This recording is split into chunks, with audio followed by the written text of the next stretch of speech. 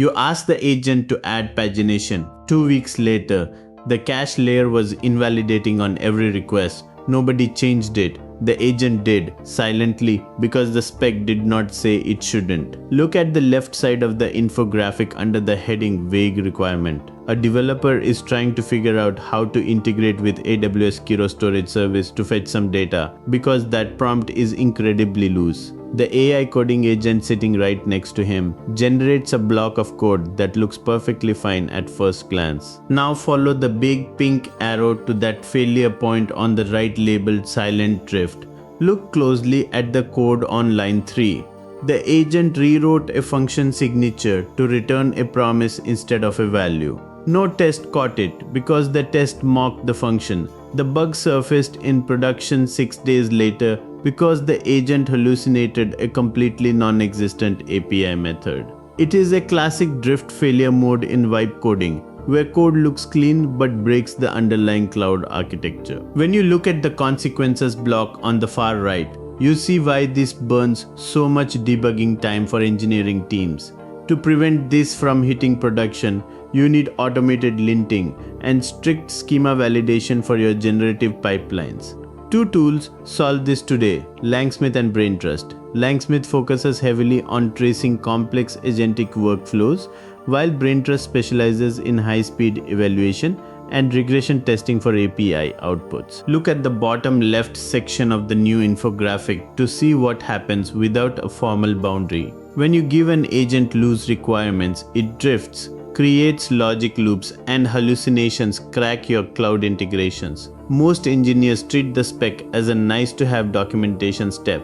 Professional engineers who use SDD invert this. The spec is the source of truth. The code is the output. If they disagree, fix the code, never the spec. Shift your focus to the center where you see a giant glowing book labeled spec as a contract. This acts as a rigid boundary that cuts off the noise. Up at the top middle, developers explicitly define API definitions, data types, and function signatures before any code gets written. That contract forms a literal force field around the AI agent you see standing on the right side of the screen. Because the boundaries are hard-coded, the agent is completely constrained to define methods, validated inputs, and precise outputs. Following that path to the bottom right leads to a successful deployment across AWS services like EKS, Step Functions, DynamoDB, and SageMaker. You're forcing the agent to match reality instead of guessing it. 2 tools solve this today, openapi and typechat. openapi defines your strict language agnostic interface contracts, while typechat uses TypeScript types to force raw language model outputs to adhere to your exact schemas. Look at the left half of the infographic inside the text editor window titled requirements.md. This shows how you build that contract using EARS notation. EARS notation is not English and it is not code, it is something in between. A structured syntax that forces clarity so an AI agent cannot misinterpret the acceptance criteria. Notice the 5 requirements listed there using strict keywords like when, ubiquitous, state-driven, event-driven, and optional. Now follow the central blue arrow over to the right side of the screen under machine-readable acceptance criteria. This table shows exactly how an AI agent parses those structured statements into an executable rule matrix. The agent breaks each requirement down into a specific rule name, a clear trigger condition, and an exact action or assertion. Because the syntax is so rigid, the system can instantly verify whether the generated code passes or fails. Down in the bottom right corner, you can see the direct benefits of this workflow for your engineering team. It brings high precision, testable requirements, and absolute alignment to your autonomous pipelines. 2 tools solve this today, Cucumber and Gherkin. Cucumber acts as the execution engine that runs your structured feature files, while Gherkin provides the specific given when-then syntax used to write those machine-readable behaviors. Look at the far left panel under step 1 to see where the workflow begins. The human engineer is typing out the requirements.md file right on their screen. Instead of diving straight into writing code, they define the exact features, scenarios, and inputs first. This kickstarts the automatic analysis shown in the second panel, where the IDE processes your structured requirements file. Now let your eyes track to the middle right panels, where the system splits into step 3A and step 3B at the top.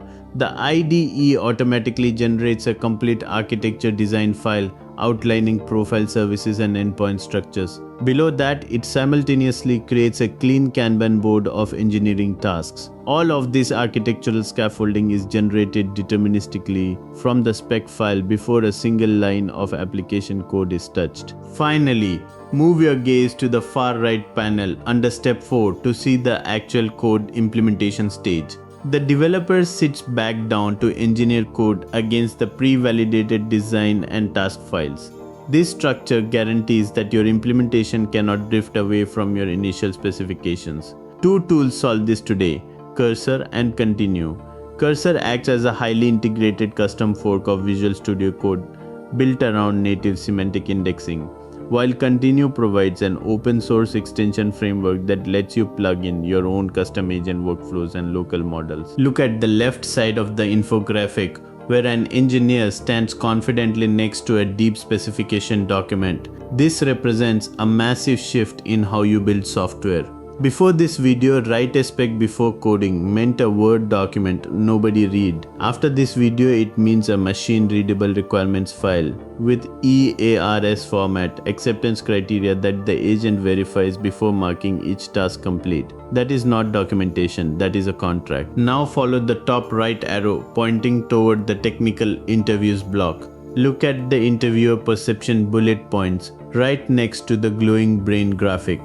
When you lead your design discussions with deep specifications like openapi or protobuf, it instantly signals senior level discipline and systems thinking to hiring managers. You aren't just guessing lines of code, you are mapping out edge case anticipation before the system architecture is even built. Drop your eyes down to the bottom right section focused on code reviews. Notice the clean code editor view highlighting a faster, more objective review loop. Writing the spec first means you cut out subjective debates because automated testing alignment is already baked into your workflow.